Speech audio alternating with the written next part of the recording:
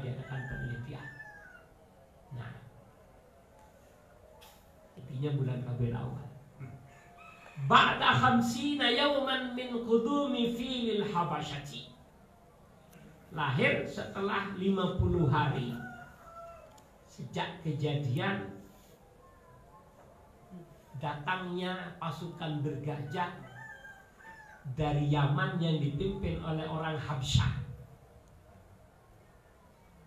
Yaman dulu pernah dikuasai oleh orang Habasyah, cukup lama dahulu kala, sampai ke zamannya Rasulullah lahir.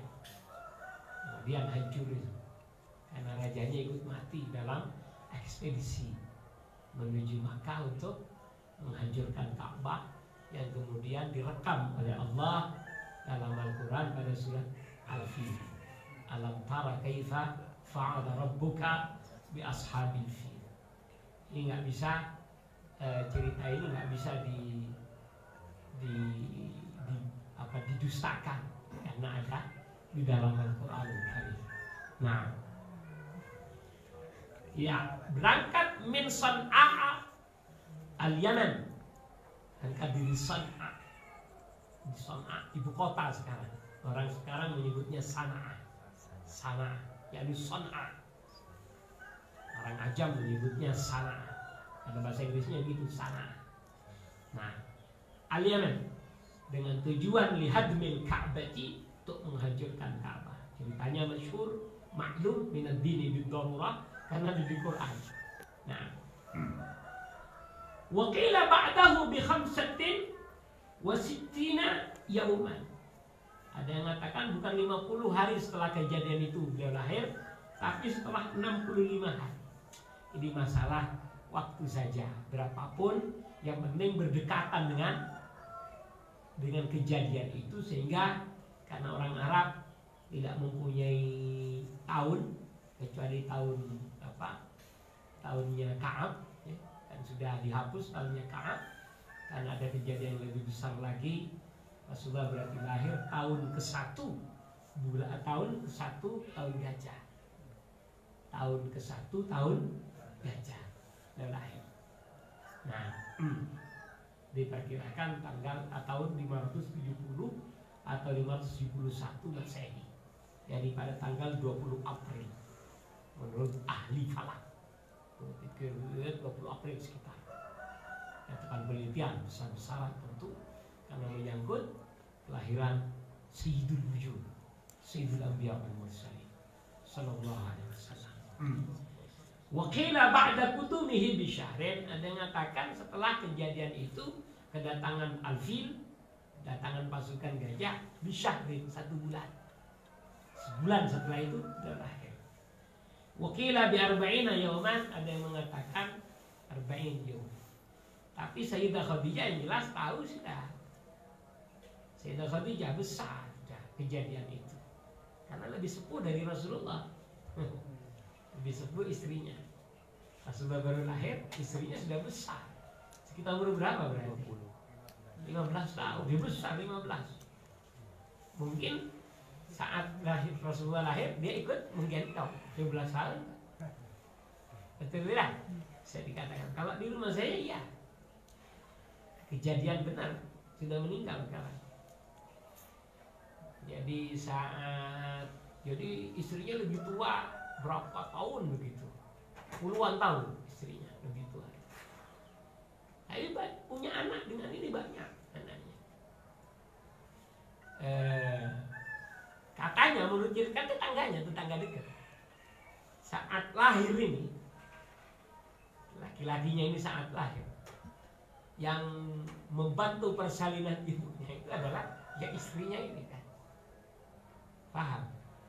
Dahulu ya, ketika ini lahiran si anak ini, lelaki ini, yang membantu persalinan ibunya anak yang lahir ini adalah yang kemudian hari menjadi istrinya, istri anak ini. Berarti besar sekali dan tua. Tapi akhirnya ya namanya juga cinta ya. Akhirnya bercinta ya. Lalu punya anak ya, alhamdulillah, dan harmonis, alhamdulillah. Sudah meninggal sekarang dua-duanya suami istri. Nah, ceritanya orang begitu. Luar biasa. Hanya biasa. Apalagi sekarang kayaknya sedang ngetren ya. Sekarang sedang ngetren ini. Laki-laki muda kawin dengan yang lebih tua. Nah, sekarang ngetren sekali. Nggak tahu. Wakil lam yulad aman fi bal ba'dahu. Ada yang mengatakan beliau tidak dilahirkan pada saat di tahun terjadi itu, tapi tahun berikutnya, setahun berikutnya baru lahir. Tentu pendapat ini adalah pendapat yang yang juga tidak perlu ditakwil. Takwil artinya tidak perlu diperhatikan. Menyalahi jumhur, menyalahi orang yang sudah tahu semua, bisa dikatakan ma'lumun minad dini bidarurah. Sekarang siapakah orang Islam yang tidak tahu bahwa beliau lahir pada tahun gajah? Siapakah yang tidak tahu? Apalagi sampai jadi-jadinya 571 Masehi di kota Mekah pada tahun Fil. Ada, semua orang tahu. Masih Daria itu dulu yang bulan. Oke. Wakilah bisa natain. Wah, ini juga dan mengatakan 2 tahun setelah tahun Fil. Ya, menyalahi kebiasaan. Tapi kenapa ditulis di kitab-kitab juga ada yang menyatakan seperti itu. Katakan 2 tahun setelah kejadian Fil. Wakilah bi asyri sinin. Ada yang mengatakan 10 tahun setelah kejadian Fil. Wala yasihu, pendapat ini nggak sah. Nggak perlu dikatakan menurut, nggak perlu. Ya sudah, biarin. Kenapa ditulis? Kadung ada, kita tulis dan kita nyatakan itu tidak sah. Maksudnya ada beberapa kitab yang menulisnya jadi asyri di sini ba'da amil fi. Tadi kita katakan wala yasihu. Pendapat semacam ini jelas tidak sahih. Ya lain. Nah, kalau dilahirkan begini, Nabi Muhammad ini Tuhan apa manusia? Manusia. Nah, Tuhan bisa lahir lewat rahim. Lucu sekali. Padahal menurut cerita yang ada, menurut keterangan yang banyak, Rasulullah tidak lahir dari rahim, tapi lahir dari atasnya, dari atasnya rahim dan di bawahnya besar. Di sesar dia. Jadi sesar itu bukan barang baru, urusan kuno. Hanya kan malaikat. Katanya yang membantu persalinannya adalah Sayyidah Asia, istrinya Fir'aun, dengan Sayyidah Maryam, umminya Nabi Isa.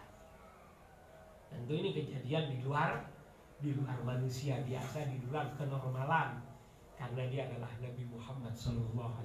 Walaupun begitu, tidak kita katakan dia sebagai anaknya Tuhan. Ia manusia, hanya dapat keistimewaan, bisa meninggal dunia dan semacamnya. Jadi karena kita nggak repot-repot nanti menjelaskan pada orang. Kalau memang Muhammad itu anaknya Tuhan, kenapa mati? Repot kita. Dan kenapa lahir? Lalu kita bilang, itu mati demi manusia. Kayak ini menebus dosa. Kan akhirnya begitu. Bohong pertama menyebabkan muncul kebohongan kedua. Dusta pertama menyebabkan dusta selanjutnya. Tenang, makanya kita orang Islam itu sejak awal sudah Muhammad itu orang manusia. Cuman Nabi, dia Nabi besar, Nabi agung, selesai. Betul tidak? Ini nggak repot-repot agama ini seharusnya. Dan memang harus begitu agama. Nggak bikin ruwet. Tapi kalau bicara hakikat Tuhan, ruwet karena Tuhan yang dibicarakan. Hakikatnya harus ruwet memang. Karena tidak akan ada yang pernah sampai kepada hakikat Tuhan. Perbedaan. Jelas? Jangan pernah katakan Nabi Muhammad adalah anak Tuhan. Jangan pernah menyembah Nabi Muhammad. Dan tidak ada ceritanya Nabi Muhammad pernah disembah. Tidak ada. Itu keistimewaan. Orang yang sehebat itu tidak pernah disembah. Ali banyak yang menyembah. Ali bin Abi Thalib. Isa disembah. Isa disembah. Nah, Tuhan Yesus. Wakillah qabla al-fil bi khamsata asyara. Dan mengatakan bukan setelah fil, justru sebelum fil 15 hari. 15 hari sebelum kejadian fil Nabi Muhammad lahir. Wakila ghairi dzalika, dan masih banyak pendapat yang lain. Nah, semua tidak masyhur. Yang masyhur adalah 50 hari atau 45 hari setelah kejadian fil. Nah, oke. Faidatun, ada sebuah faedah yang perlu diambil dan perlu dilaksanakan. Wa qala fi Zadul Ma'ad, Al-Imam Ibnu Qayyim Al-Jauziyah dalam kitabnya Zadul Ma'ad fi Hadyi Khairil Ibad menyatakan sebuah pernyataan, ukhtulifa fi khitanihi sallallahu alaihi wasallam ala thalathati aqwalin. Ada beberapa pendapat, tentu masih khilaf tentang Rasulullah SAW saat lahir, apakah sudah dikhitan atau belum. Jangan tekankan Nabi Muhammad, tanya orang sekarang itu yang terkhitan saat lahir. Kejadian banyak. Ada tidak terkhitan saat lahir, dapat berapa minggu, khitan sendiri. Banyak. Masuk koran, masuk TV. Kata orang Madura, tempat kami itu dikhitan oleh jin. Khitan beneran ada. Apa? Kulupnya itu. Tempat itu habis nggak ada. Kata orang dikhitan jin. Tapi orang Madura nggak pernah bilang jin, jadi mim. N-nya jadi mim. Jin. Jin pakai mim, dan jinnya itu kan jin, nggak tahu bangkalan apa. Jin pakai N apa M? N. Iya, yang muda-muda. Saya pun nggak muda jin, yang tua-tua jin. Nah, Madura itu gitu. Orang kampung jin. Ya, apakah dikhitan atau enggak? Ada beberapa pendapat, bahkan 3 ya. Ahaduha, pendapat yang pertama adalah wulida makhtunan masrura. Beliau dilahirkan dalam keadaan terkhitan dan terpotong surahnya. Masrur maknanya terpotong surahnya. Bukan masrur dari kata surah, yusarru masrur, gembira, bukan. Tapi masrur terpotong surahnya. Suratun. Nah, apa? Usah potong, terpotong sendiri dari sananya, dari Allah Subhanahu wa taala. Nah, wazaniha, pendapat yang kedua ya, annahu khutina yauma syaqqa qalbuhu atau yauma syaqqa qalbahu malaikatu inda dhikrihi halimata. Pendapat yang kedua dikatakan dikhitan oleh malaikat, tapi di saat beliau masih kecil, ya, saat dioperasi dadanya oleh malaikat, ketika ada di rumah ibu angkatnya, ibu susuannya bernama Halimah As-Sa'diyah. Jelas ya? Nah, Sa'diyah. Ada pendapat kedua gitu. Tapi tetap malaikat yang mengkhitan. Nah, ininya dibelah, dioperasi, di bawahnya dipotong juga. Nah, ini pendapat kedua. Pendapat yang masyhur yang pertama tadi.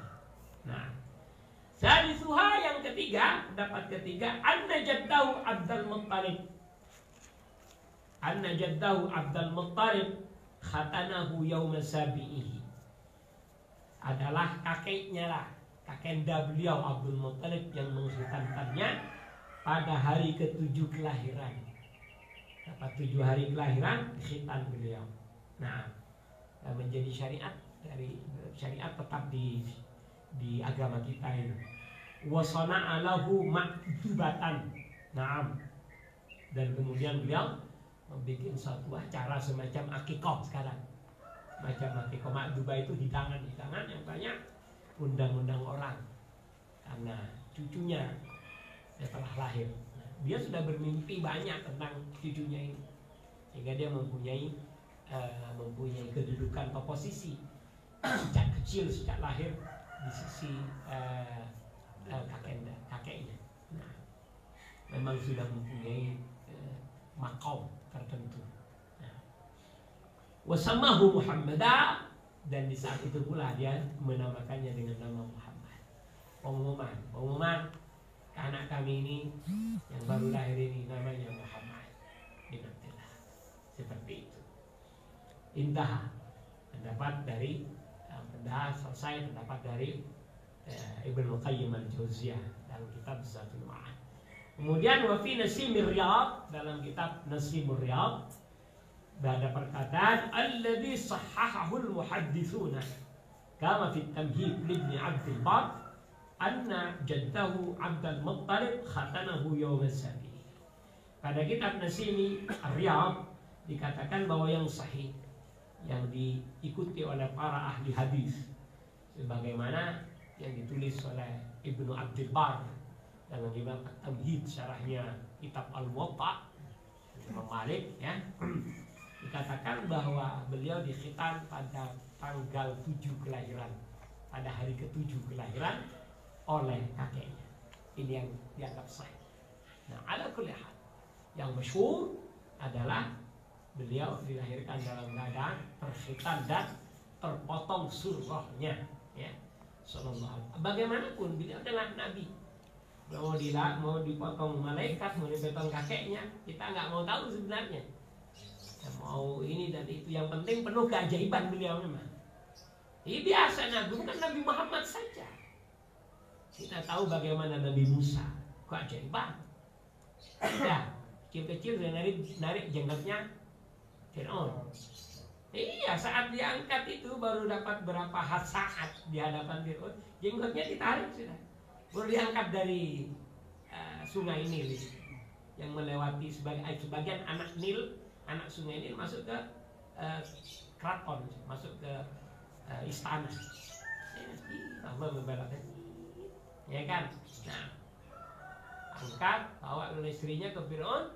Fir'aun tidak setuju, kemudian dirayu, lalu setuju, ya. Setelah diangkat, pegangnya, tarik. Fir'aun sudah curiga, ini balik, dia mau dibunuh. Nah, istrinya datang lagi. Gajaib, namanya juga nabi. Siapapun, Nabi Yusuf seperti itu. Semua nabi itu ajaib. Nabi Isa ajaib sekali, gak ada ayahnya. Nah, gak ada ayahnya. Orang Islam mengatakan dia ajaib, gak ada ayahnya. Orang Yahudi anak zina. Tapi kenapa orang Kristen akur sama Yahudi? Ya, nggak punya otak. Sama orang Islam gak akur. Nah, ini menunjukkan bahwa di mana-mana ya, kebatilan itu akan akur sesama kebatilan dan dia akan menjadi musuh bersama kepada kehakan, perkara hak. Itu Islam. Islam yang hak berarti. Islam yang hak. Orang yang mengatakan Tuhan menurut orang Kristen dikatakan anak zina, justru diakuri. Akur. Nah, ya Yahudi akur juga gitu. Sama Islam bermusuhan. Nah, seperti itu. Berarti Islam memang benar-benar agama yang hak. Alhamdulillah kita menjadi penganut Islam. Nah, alhamdulillah.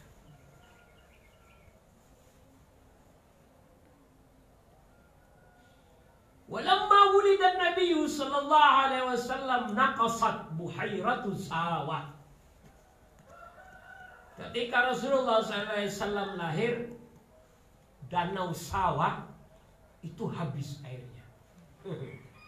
Bayangkan, padahal ini danau besar. Nah, danau yang sangat besar. Nah, di sana ketika lah di Persia sekarang, ya Iran sekarang. Banyak danau di sana, di Iran ada, di Israel ada, banyak danau di sana. Karena dahulu kan adalah tempat yang sangat subur Timur Tengah itu. Lalu kemudian banyak yang yang durhaka kepada para nabi, ya. Dan kemudian dianjurkan oleh Allah Subhanahu Wa Taala. Dahulu itu adalah sangat subur. Nabi Adam ketika di sana itu dengan kesuburan. Kemudian mereka banyak, keturunan Adam banyak yang melanggar peraturan Allah Subhanahu Wa Taala dan bahkan membunuh nabi-nabinya, melanggar terhadap nabi. Akhirnya dihancurkan, digulung oleh Allah Subhanahu Wa Taala. Jadi antaranya itu dibunuh-bunuh enggak seperti itulah. Nah, itu sebenarnya. Maka kata Rasulullah dalam sebuah hadis, tidak akan terjadi kiamat kecuali Timur Tengah ini, maksudnya Jazirah Arab itu menjadi hijau kembali. Dan sekarang sudah mulai hijau. Pada dasarnya memang subur dia. Dan sekarang sudah mulai hijau. Kalau di Tarim itu sudah banyak pertanian kol, gubis. Kan, gubis. Itu kan harus batu wilayahnya yang ada itu. Tidak semua tempat ada. Ya mulai. Kalau di Son'a itu apel banyak-banyaknya. Apel kan. Di Indonesia saja yang banyak tempat dingin hanya batu yang cepat. Di sana apel. Nah, Suria banyak apel. Pohon bukan buahnya. Nah, mulai dah. Mekah dah terhampar hijau-hijau. Nah, sepanjang mata memandang banyak hijau. Mekah, Madinah itu semua hijau. Ya memang mau kiamat. Nah, naqasat aitil kalailata buhairatus sawa, pada malam itu buhairatus sawa, danau sawa kering. Hatta la yabqa syai'un minha, sampai tidak tersisa sedikit pun airnya. Tidak ada. Wa buhairatu, kata buhairah, ya, wa buhairah, kata buhairah, tasghiru bahratin la bahrun, la bahrin. Tasghirnya lafaz bahratin, pakai ta. La bahrin, bukan tasghirnya lafaz bahr. Nah, wahia buhairatun azimatun. Sedangkan danau bernama Danau Sawa ini adalah danau yang sangat besar, baina Hamadan wa Qum, antara dua kota, dua negeri di sana, yaitu negeri Hamadan dan negeri Qum. Tempatnya Syiah sana. Ada terkenal sekali Qum di Indonesia bagi beberapa orang, karena mereka kalau dikirim ke Iran untuk belajar Syiah itu ke Universitas Qum. Antara Qum dengan Hamadan ini, ya, ini ada danau yang sangat besar, namanya Danau Sawa. Sekarang nggak ada, sekarang jadi kota. Nah, hanya bekas danau itu tetap ada. Nah, oke. Wa kanat aktsara min sittati farasikha fit tuli wal ardi. Dahulu ketika masih berair itu panjangnya lebih dari 6 farsa, panjang kali lebar. 6 farsa itu ya jauh sekali. Orang bisa qasar salat sudah jauh sekali. Nah, wa kanat turkabu fiha sufunu. Dahulu itu ada pelabuhannya sampai. Ya, orang itu dari sini ke sana untuk menyeberang itu pakai perahu. Nah, wa yusafaru ila ma haulaha minal bundan. Orang-orang pergi dari satu sisi sini ke sisi sana pakai perahu kalau nyebrang. Ya seperti danau-danau yang kita kenal lah sekarang. Maksudnya danau-danau besar seperti Toba. Itu kan memang ada pelabuhannya itu. Nah, ada pelabuhannya besar. Nah, fana syafama'uha fi tilkal lailati bil kulliyah. Pada malam itu habis airnya. Nasyafa ma'uha fi tilkal lailah. Pada malam itu habis airnya sama sekali. Bil kulliyah, sama sekali. Itu artinya. Nah, fa asbahat yabisatan, menjadi kering beneran pada saat beliau dilahirkan. Ka'an lam yakun biha syai'un min ma'in, seperti tidak pernah ada airnya.